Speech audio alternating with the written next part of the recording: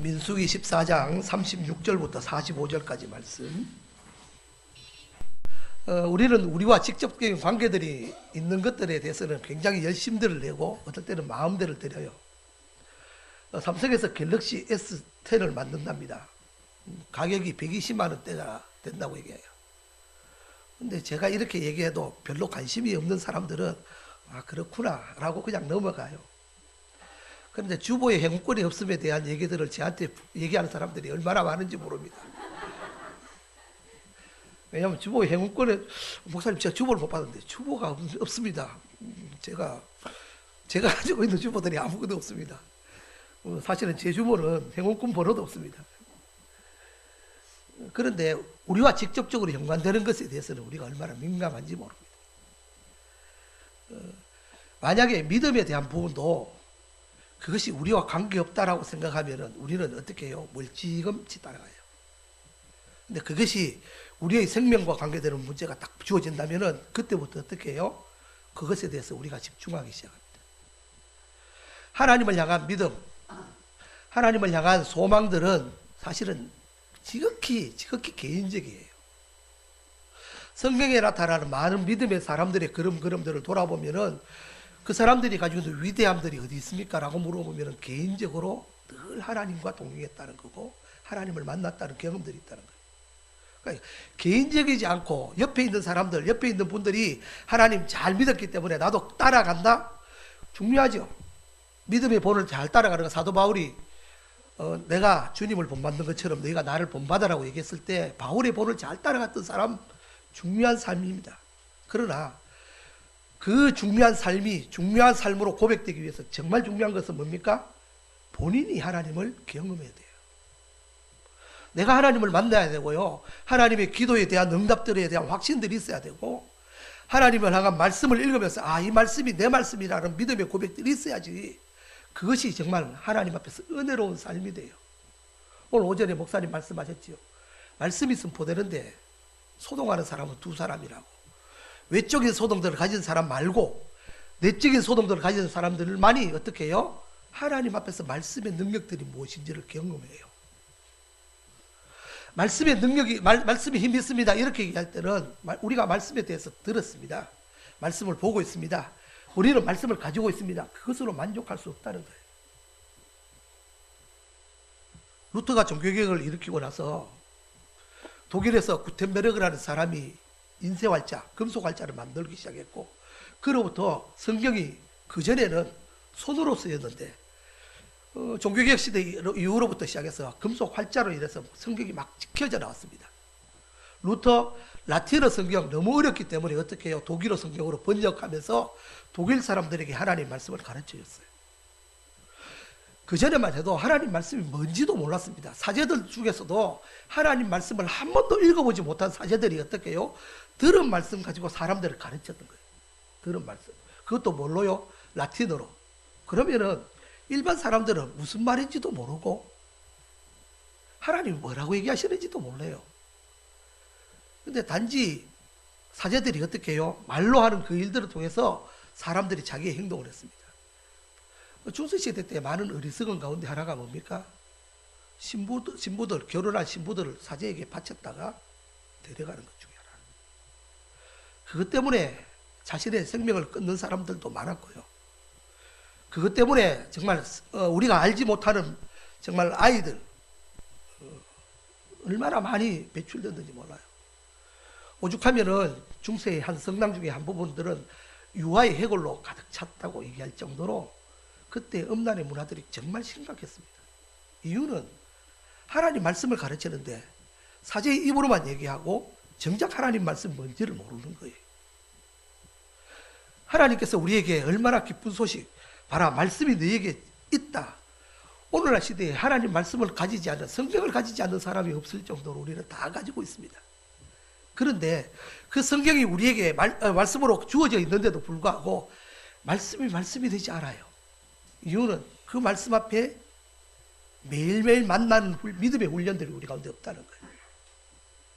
말씀은 보고 말씀은 듣고 말씀을 통해서 우리가 가지고 있는데도 불구하고 그 말씀이 우리의 삶 가운데서 말씀이 되지 않는다는 거예요.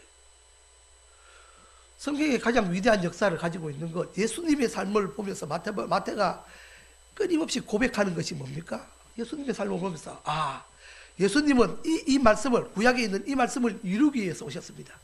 예수님은 구약에 있는 그 말씀, 예수님은 모든 약한 것들을 치료하기 위해서, 담당하기 위해서 이 땅 가운데 오셨습니다. 그렇게 얘기하면서 사람들에게 가르치는 거예요. 예수님 자신의 삶들을 살아갈 수 있음에도 불구하고 하나님의 말씀 앞에서 자신의 삶을 딱 규정시키고 나서 어떻게 해요? 그 말씀을 따라가는 거예요. 그 말씀. 그런데 처음에 제자들은 예수님이 왜 그렇게 하는지 모른다는 거예요. 복음서의 초반 부분, 예수님께서 많은 병자들을 고치셨습니다. 사람들의 인기가, 예수님의 인기가 점점 높아졌습니다. 그런데 예수님이 믿음으로 결단하고 그 다음날 와서 이렇게 합니다. 우리가 다른 말로 가자고. 예수님을 따르는 무리가 이렇게 많습니다. 예수님은 이렇게 인기가 있습니다. 그렇게 얘기하는데도 불구하고 예수님 앞에서 예수님께서 제자들에게 나는 다른 마을로도 가야 될 거다. 내가 왜 온 이유는 그들에게 복음을 전하는 거다. 하나님의 나라가 뭔지를 가르치는 거다. 하나님이 우리의 삶들 속에서 여전히 다스린다는 것을 그들에게 고백하도록 만드는 거다. 그것 위해서 예수님께서 어떻게 해요? 온 갈릴리를 돌아다니시잖아요. 제자들은 이해되지 않았어요. 그런데 나중에 마태가 이 일들을 바라보면서 뭐라고 얘기합니까? 예수님께서 우리의 모든 연약함을 담당하셨습니다. 그 말씀을 이루기 위해서 예수님은 가버나움, 그 다음에 예수님께서 그렇게 높임을 받고 있던 그 지역 떠나셔서 끊임없이 새로운 지역으로 가셨고 말씀을 가르치셨습니다. 예수님이 그렇게 하신 이유는 단지 한 가지입니다. 예수님 자신이 하나님과 늘 교제하기 때문에, 깊은 관계를 맺기 때문에. 그러니까 말씀이 말씀으로 자신의 삶을 좌우하기 위해서 오늘 믿음의 사람들이 가장 중요한 것은 다른 것이 아닙니다. 하나님을 만나기 위해서 끊임없이 자기를 훈련해야 된다. 하나님을 만나지 못하도록 하는 부분들이 있으면 어떻게 해요? 잘라내야 돼요. 내가 너무 바쁘면은 바쁜 시간들을 쪼개야 돼요. 지난 수요일 시간에 함께 우리가 나눈 것처럼 루트가 정말 하나님 앞에서 1시간 기도했는 걸 바쁘고 너무 바빠갖고 정말 옴짝달싹도 할 수 없을 때 루트는 어떻게 했다고요? 시간을 2시간으로 기도 시간을 늘려가요. 그리고 마지막 때가 자신의 삶 속에서 마지막 때가 왔을 때는 그 시간들을 10분의 1로 늘가요. 그러면서 기도의 시간들을 만들어요. 이유는 하나님 앞에서 자신이 하나님을 만나는 경험들이 없으면 아무것도 안 된다는 고백들을 가지기 때문에. 믿음은 지극히 개인적입니다. 그러나 그 믿음이 어떻게 해요? 내 혼자만 가지고 있는 것이 아니라 사람들과 연결되어 있다는 거예요. 윷놀이 해보시면 알잖아요. 윷놀이 혼자 신나서 하는 사람은 아무도 없어요. 한 사람이 신나면 옆에 있는 분들이 같이 신나고, 그리고 옆에 있는 사람들이 목소리가 또 높아지기 시작하고, 그러면서 서로가 서로에 대한 기분들을 확 내요. 그런 팀이 사실은 이겨요. 한 사람이 막 흥분해서 열심히 하는데 다른 사람들은 그래요. 유시구나. 이렇게 얘기하면은 그때부터 분위기는 다 잡습니다. 그 팀은 이길 수가 없어요. 왜냐면은 한 사람이 가지고 있는 그 열정들은 다른 사람에게 연결되기 때문에. 한 사람이 가지고 있는 믿음들은 다른 사람에게 연결돼요. 다른 얘기를 하면은 한 사람이 가지고 있는 불신들은 다른 사람에게 연결돼요. 우리가 민수기 13장과 14장을 통해서 오늘 말씀까지를 통해서 계속 확인한 것이 뭡니까? 이스라엘 백성들에게 12명의 사람들이 가나안 땅을 정탐하고 돌아왔습니다. 하나님께서 말씀하셨습니다. 너희는 담대하라고. 끝까지 믿음의 용기를 가지라고. 하나님께서 너희에게 주신 승리의 기쁨들에 대해서 너희가 놓치지 말라고. 하나님은 너희에게 그 땅을 주실 거라고. 1년이 지난, 애굽에서부터 1년이 지난, 출애굽한 1년이 지난 너희가 지난 1년 동안 배웠던 말씀들을 기억해 보라고. 그것은 순종이 아니냐고. 이스라엘 백성들이 시내산에서 머물고 있던 11개월의 삶들 속에서 하나님은 이스라엘에게 계속 순종을 가르쳤습니다. 순종을 가르치는 이유는 다른 것이 아니었습니다. 하나님을 경험하기 위해서요. 내 삶 속에서 하나님을 경험하도록. 그 가르치고 나서 하나님께서 드디어 떠나게 만드셨고, 그리고 4개월 정도, 3개월, 4개월 후에 그들이 가데스 바네아에 도착했어요. 12명의 정탐꾼을 보냈습니다. 근데 돌아와서 보고를 어떻게 합니까? 다르게 한 거예요.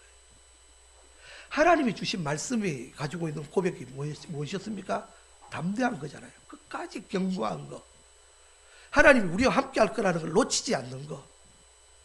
오늘 10명의 사람, 2명의 사람들이 있을 때 그들이 가지고 있는 보고에 대해서 이스라엘 백성들이 가지고 있는 반응들은 전혀 달랐습니다.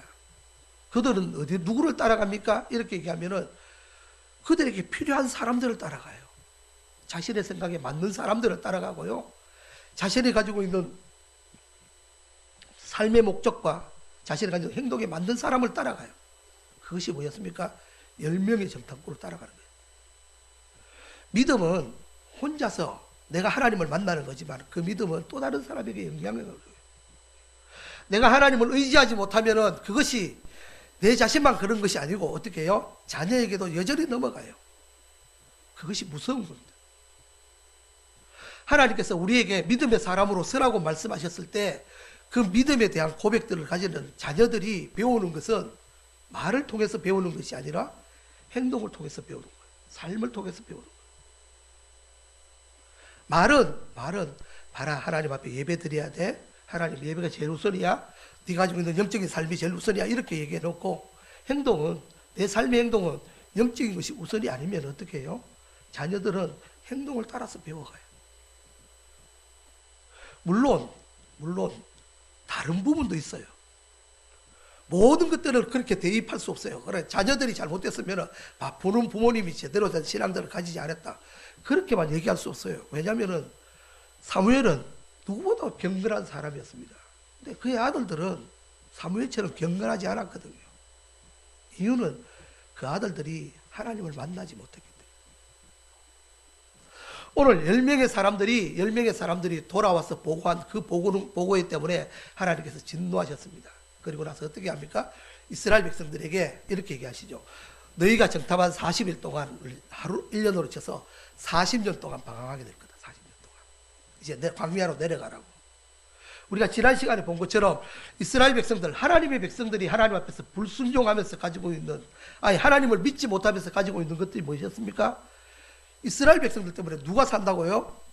세상이 사는 거예요. 세상이. 오늘 말씀 똑같은 모습들로 주어지고 있습니다. 이스라엘 백성들, 하나님께서 이렇게 말씀하시죠.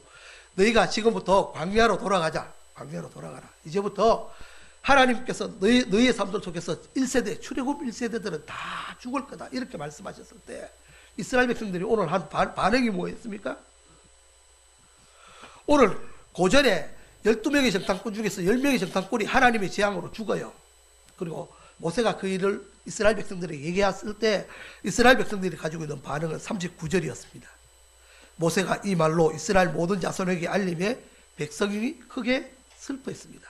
그리고 나서 이렇게 얘기하죠. 아침에 일찍 일어나 산 꼭대기로 올라가며 이르되 보소서 우리가 여기 있나이다. 우리가 여호와께서 허락하신 곳으로 올라가리니 우리가 범죄하였음이니이다. 이스라엘 백성들이 오늘 10명의 정탐꾼들이 죽는 것 보고, 하나님께서 이스라엘 백성들에게 대한 벌들을 보고 바라보면서 이렇게 얘기하죠. 우리 잘못했습니다. 하나님 용서해 주십시오. 그리고 아침에 일찍 일어나요. 그리고 산꼭대기 위로 올라가서 이렇게 하죠. 하나님 이제 올라가겠습니다. 우리가 하나님 앞에 범죄했습니다. 하나님이 허락하신 곳으로 가겠습니다. 문제는 뭡니까? 하나님이 그때 어떻게 말씀하셨다고요? 안 된다고 얘기하시잖아요. 안 된다고. 이스라엘 백성들이 가지고 있는 또 다른 죄악들이 무엇입니까? 이렇게 얘기하면은 하나님이 가라고 할 때는 안 가요.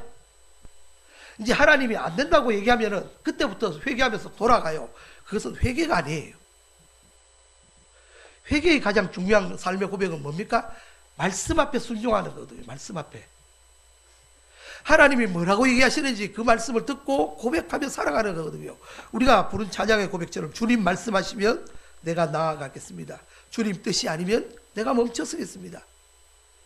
하나님, 우리의 연약한 삶이 주님의 말씀 앞에 순종하기를 소망합니다. 정말 우리에게 요구하는 거, 하나님께서 요구하는 것은 자 이제부터 다시금 돌아가자 이렇게 얘기하면 돌아가면 돼요. 돌아가면.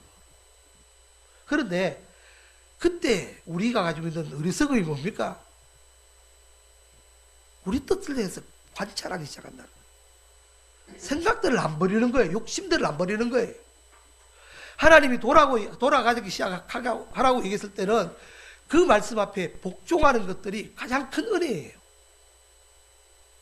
복종해야만이 주시는 축복들이 있다는 거예요.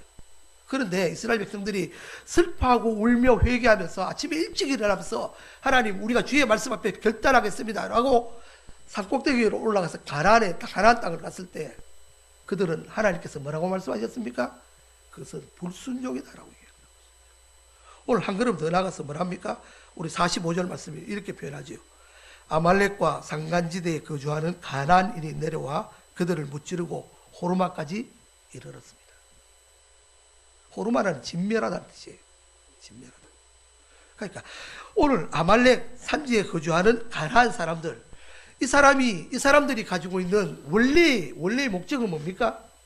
하나님께서 그들을 진멸하시는 거거든요. 처음에 이스라엘 백성들이 가나안 땅을 정탐하러 갔을 때 하나님께서 그들을 향해서 뭐라고 합니까? 그 땅을 진멸하라고, 그 땅은 너희 거라고, 그들의 보호자는 다 떠났다고, 그 땅을 너희에게 주겠다고 이렇게 말씀하시면서 축복하면서 가라고 얘기했는데 이스라엘 백성들이 가지 않지 어떻게 해요? 가나안과 아말렉 사람은 편안하게 지내고 이스라엘은 어떻게 해요? 하나님의 벌을 받아 돌아가는 거예요. 다른 얘기로 하면은 그리스도인들이 세상에서 그리스도인으로서 온전하게 살아가지 못할 때 가지고 있는 가장 어리석음이 뭡니까? 세상이 교회를 어떻게 한다고요? 핍박하는 거예요. 오늘 마지막 절에는 뭐라고 얘기합니까? 이스라엘 백성들이 여전히 불순종할 때 오늘 아말렉과 산지에 거하는 가나안 백성들이 어떻게 해요? 이스라엘을 공격해 와요.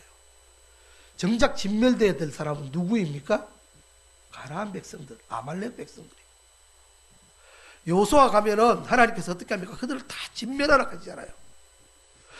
진짜 진멸되어야 될 사람들은 가나안 백성들이고 오늘 아말렉 사람들인데 지금 진멸되고 있는 사람은 누구입니까? 이스라엘 백성들이에요. 이유는요, 불순종하고 다른 얘기를 하면은 그들이 가지고 있는 불신앙 때문이에요. 교회가 세상 가운데 욕을 얻어먹는 이유는 뭡니까? 이렇게 물어보면은 무엇 때문입니까? 교회가 세상 속에서 빛과 소금의 역할을 감당하지 못하기 때문입니다 라고 설명하기보다는 교회가 말씀 앞에 순종하지 않기 때문이에요. 우리는 끊임없이 세상을 보면서 우리의 모습들을 돌아봐야 돼요.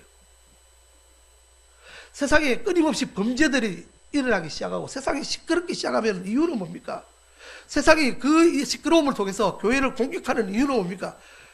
물론 예수님께서 말씀하신 것처럼 세상은 교회를 공격할 수밖에 없다고, 우리는 세상 가운데 핍박받을 수밖에 없다고, 그것이 우리에게 주신 하나님의 사명이라고 그렇게 말씀하시지만은 다른 부분에는 뭐라고 얘기합니까? 우리가 말씀 앞에서 우리 자신이 하나님 앞에서 온전하게 서지 못하고 있다는 것을 고백하는 거거든요. 세상이 시끄러우면은 다른 얘기를 하면 이렇게 고백해야 돼요. 하나님, 이것이 우리의 죄악입니다 라고 고백해야 돼요. 하나님, 세상이 시끄러운 이유는, 우리가 세상 가운데 핍박받는 이유는 다른 것이 아닙니다. 우리가 말씀 앞에서 제대로 서지 못하기 때문입니다. 정말 하나님 말씀 앞에서 우리의 삶들, 내가 무엇을 하나님 말씀 온전하게 지키지 못했는지를 하나님 깨닫게 하십시오. 분별하게 하십시오. 하나님, 교회가 하나님 앞에서 무엇을 온전하게 살지 못하고 순종하지 못하는지를 알 수 있게 해주십시오. 세상이 경중할 때 교회는 세상을 끊임없이 욕해요. 정치권들이 분열되면은 교회는 이렇게 얘기해요. 어느 당이 나쁘고 어느 당이 안 된다고. 이 나라 정치는 이래서는 안 된다고. 경제가 약하면은 위정자들에 대한 얘기들을 끊임없이 판단하고 평가해요. 맞아요. 위정자들 잘못했고요. 그들이 가지고 있는 정당들이 잘못했는 부분들이 있어요. 그런데 하나님은 오늘 말씀을 통해서 우리에게 물어보세요. 그 영향력들이 어디서부터 주어지겠느냐. 이스라엘 백성들이 가나안 땅에 들어갔습니다. 하나님께서 말씀하셨어요. 너희가 가나안 백성을 진멸하라고. 그러면은 너희가 그 땅 가운데서 하나님의 영광이 뭔지를 바라볼 거라고. 근데 이스라엘 백성들이 사사기에 가면 어떻게 합니까? 남겨두잖아요. 남겨두는 이유는 강한 백성들 앞에서는 공격하지 못한다는 거예요. 그죠? 특별히 예루살렘은 언제까지요? 다윗 시대까지 남겨둔 도성이에요. 여부수 백성들이 있던 그 예루살렘. 왜요? 꼼짝도 못한다는 거예요. 무서워서. 그들이 가지고 너무 강력해서. 어떤 백성들은 산지에 숨어있기 때문에 우리가 공격할 수 없다고 얘기하면서 남겨둬요. 하나님이 뭐라고 말씀하십니까? 그들이 너희에게 올무가 될 거라고. 올무가. 정작 이스라엘 백성들이 말씀 앞에서 순종하지 않는 것은 세상이 우리에게 끊임없이 요구하는 대답을 요구하게 만들어요. 그래서 그리스도인들은 세상 앞에서 중보자로 설 수밖에 없는 사람들. 세상에 많은 얘기들이 아니 여러분들의 속을 막 끓게 만드는 사건들이 벌어지면은 이렇게 고백해야 돼요. 하나님, 그것이 우리의 죄악입니다. 하나님의 교회가 믿음 가운데 바로 서게 해주십시오. 여러분이 가지고 있는 생각과는 전혀 다른 사건들이 벌어질 때마다 우리는 그 사건들을 욕하고 평가하고 비난하기보다는 오늘 우리 자신의 죄와 교회에 가지고 있는 어리석음들을 주님 앞에서 고백하는 훈련들을 가져야 돼요. 그것이 먼저 될 때만이 하나님께서 우리에게 주신 이 땅을 향해서 주신 하나님의 복들을 누릴 수 있음을 고백합니다. 정말 세상이 얼마나 시끄러운지 몰라요. 이 땅이 너무 시끄러워요. 어떻게 될지 어디로 갈지 아무도 모르지만은 그 사건들 가운데서 하나님은 오늘도 우리에게 여전히 말씀하십니다. 여호와의 언약궤와 모세가 진영 가운데 떠나지 않는 것처럼 하나님의 말씀 앞에서 우리가 믿음으로서 가는 훈련들을 잃지 않는 것. 세상을 욕하기보다는 내가 말씀 앞에서 서지 못하는 부분들이 무엇인지를 돌아보는 것. 그래서 내 삶이 하나님의 말씀 앞에서 계속적으로 깊이 가는 것.